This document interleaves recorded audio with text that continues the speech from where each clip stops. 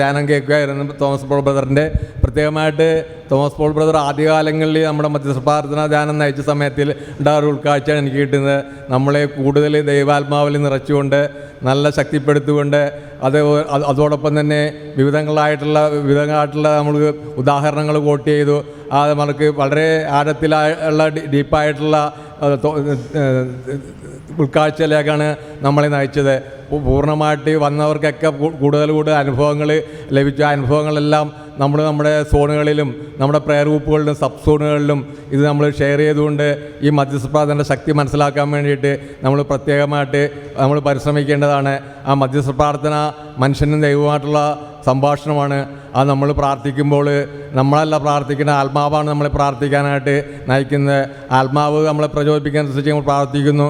പരിശുദ്ധാത്മാവ് നമ്മളെ പ്രാർത്ഥിക്കാനായിട്ട് പഠിപ്പിക്കുന്നു.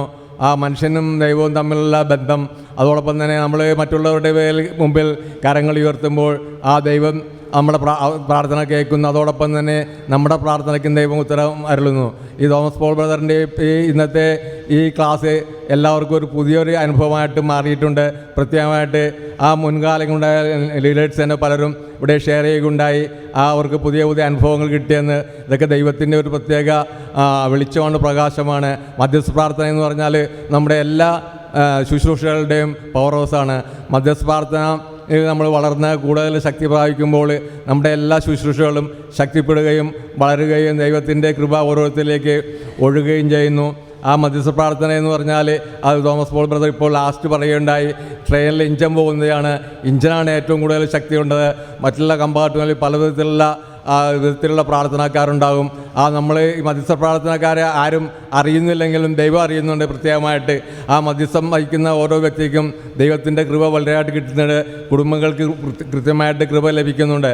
ഈ പ്രാർത്ഥന മധ്യസ്ഥ തോമസ് പോളിനെ ഞാൻ നേരിട്ട് വിളിച്ചില്ല, വർഗീസ് പോളാണ് വിളിച്ചത്. ഒരു ദിവസം ഞാൻ ഫോണിൽ സംസാരിക്കുകയുണ്ടായിരുന്നുള്ളൂ. എന്നാലും ആ കൃത്യസമയത്ത് വരികയും നമ്മുടെ ഈ ദൗത്യം ഏറ്റെടുത്ത് വളരെ വിജയകരമായിട്ട് നടത്തുകയും ചെയ്തു. തോമസ് പോൾ ബ്രദറിൻ്റെ ടീമിനും വളരെയേറെ നന്ദി രേഖപ്പെടുത്തുന്നു. നമ്മുടെ പുനഃസംഘടനയുടെ ഭാഗമായിട്ടാണ് ഈ പ്രാർത്ഥന നയിച്ചത്. നമുക്ക് തുടർന്നും നമ്മൾ ഈ മധ്യസ്ഥ പ്രാർത്ഥന തുടർന്നുകൊണ്ട് മുന്നോട്ട് പോകാനായിട്ട് ദൈവം നമ്മളെ ഓരോരുത്തരും പ്രാപ്തരാക്കട്ടെ. കിംഗ് മിനിസ്ട്രിക്കും അതുപോലെ തോമസ് പോൾ ബ്രദറിനും ടീമുകൾക്കും ദൈവത്തിന് നന്ദി രേഖപ്പെടുത്തുന്നു. Praise the Lord.